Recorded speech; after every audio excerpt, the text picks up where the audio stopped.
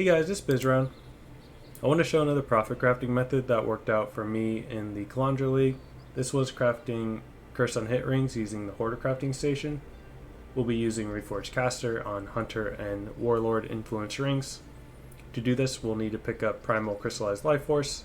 This is the new exotic currency that was added in 3.19. You can get this by farming harvest or by trading other players. Currently it's trading at 50 life force per 1 chaos. That means it's going to cost us 1.5 chaos every time we use a reforge caster. I'll bring up Craft of Exile to see our odds of hitting curse on hit. Currently in Kalandra League, all curse on hits are sellable, so that means despair on hit and LE weakness for Hunter rings. I'll run the simulation to show our odds of hitting either of these.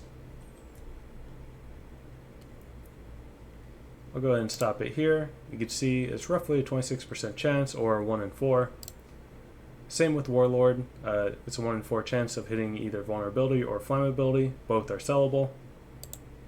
I'll bring up my spreadsheet here and we'll go over some additional information. The bases I like to use for these are topaz, ruby, and sapphires. That gives you that useful resistance implicit, and they're usually the cheapest you can get. Also, 2 stones and amethysts are great if you can get them around the same cost. The minimum eye level I would recommend would be eye level 80+. That gives you access to tier 1 curse on hit. Eye level 82 gives you access to tier 1 stats, and eye level 84 would give you access to tier 1 resistances. I use eye level 84+ for all my ring crafts. I was buying the bases for around 6 to 15 chaos when I was doing this. What you're looking for when you're crafting these, first and foremost, is curse on hit. Life and resistances are great for any build, and then stats are also good. Certain stats pair well with certain curses. For example, strength and despair on hit pairs well. Poison concoction is a popular build this league, and they need a little bit of strength either on rings or amulet. Also, intelligence and elemental weakness on hit pairs well as well. And if you hit life and an open prefix, you could craft the non-channeling skills cost minus mana.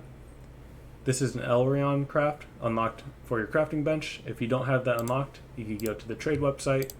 You could buy a ring with Elrion's Veiled in the stat filter here. They're currently going between 7 and 10 chaos. I paid 10 chaos to get mine unlocked for my crafting bench. It is worth unlocking as it will add some great value to some of these rings. Poison concoction, again, is a meta build this league, and they really need that minus mana cost to help their quality of life, or else they're stuck using a mana flask. I crafted 22 Hunter rings. They're quite cheap to make. My total investment for crafting these 22 rings was only 397 chaos, otherwise 2.3 divines. Total profit came to 1,476 chaos, otherwise 8.5 divine profit. My return on investment was 372%. The average harvest rolls I use per sellable ring came to 4.8. Average cost was only 18 chaos per ring. Average sell price was 93 chaos. And my average profit per ring I crafted was 67 chaos. And that's including 2 rings I haven't sold yet. They may or may not sell. We'll see in the next coming days. I'll scroll through my Hunter rings I crafted. If you like, you could pause the video and see examples of these.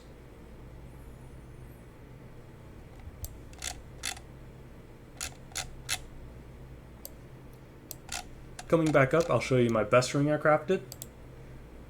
This ring I sold for 4 divines, giving me a profit of 665 chaos. It only cost me 18 chaos to make this ring. This is a perfect example of what Poison Concoction is looking for. It has T1 strength, life, all resistances, despair on hit, and an open prefix where I crafted non-channeling skills have minus to total mana cost. Jumping over to Warlord rings, we're looking for the same thing. Curse on hit, vulnerability, or flammability, both sell. We're looking for life and resistances. Stats are also good. Intelligence and vulnerability on hit, and also dexterity on vulnerability on hit are great combos. I crafted 16 Warlord-influenced rings. My total investment for these rings was only 299 chaos, otherwise 1.7 divines. Total profit came to 1,278 chaos, otherwise 7.4 divines. Return on investment was 427%. You can see here, these were also very cheap to make and also a great profit margin. Average harvest rolls I used to get a sellable ring was 5.8. Average cost came to 18 chaos, just like the Hunter rings. Average sell price was slightly higher at 112 chaos per ring I sold. Average profit per ring I crafted was 79. That includes the 2 rings I haven't sold yet for these Warlord rings. They may or may not sell. Both combined, Warlord and Hunter rings, my total investment was only 4 divines, and I profited 15.9 divines off these rings. My best rings were these 2 life, resistances, and stat vulnerability on hit rings. Sold them for 1.5 divines each. Both these rings only cost me 13 and 19 chaos, and I profited 240 chaos on one and 235 chaos on the other. I'll scroll through just so you could see some examples here. Feel free to pause the video if you'd like to take a look at these. For Warlord rings in the Kalandra League, I found vulnerability on hit was more valuable than flammability, and jumping over to Hunter, despair on hit was more valuable than LE weakness on hit. We'll jump into game and we'll craft a couple of these. So here's a Hunter based I-level 85 topaz ring. We're just going to be using reforge caster until we see despair on hit or LE weakness on hit. Here's despair on hit. This may or may not sell early. Probably not now. If this was early, I would probably just craft life on it, see if it would sell. We'll keep going. Here's one with LE weakness. Again, maybe it'll sell early, probably not now. Here's one I'll set aside. This has stats and LE weakness on hit. I could probably just craft life on this. Someone would probably buy this if they're hurting for stats. We'll go ahead and craft a Warlord ring here. Same thing, reforge caster on this. This is an I-level 85 Warlord-influenced topaz ring. We're looking for hopefully vulnerability on hit, but flammability on hit is also good. This one isn't that great because it's filled up. We can't craft life or resistances on it. I would probably roll past that.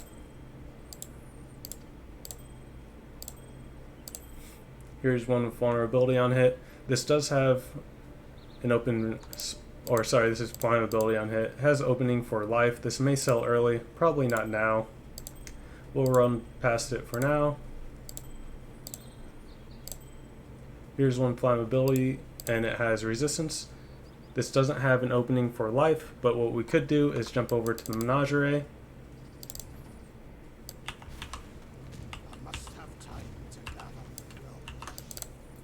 So if you have a ring like this with 3 prefixes and 2 suffixes, you could use a Ferric Links Alpha. This will remove a random prefix and add a suffix. We're hoping for resistance here. And then we could craft life on this and finish it.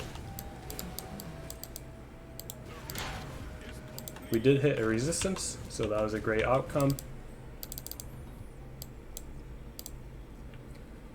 We'll go to our crafting bench, craft life on this, and this is a great flammability on hit ring. We'll go ahead and price check this one real quick. You can see here with this much resistance, life, and flammability on hit, it's currently selling for 3 divines as the minimum here. We'll price check this one too. This one may or may not sell. It does have these useful stats. You can see here 1 divine, but it's listed 8 days ago. I might sell this one for, probably list it for like maybe 70 chaos to start. It may or may not sell. Some builds will need that dexterity or int. But anyways guys, that's going to be it for this video. If you like these videos where I go over crafting strategies and the costs and profits that I make, feel free to subscribe. I have other videos like this on my channel, so check those out. Thanks for watching and good luck crafting.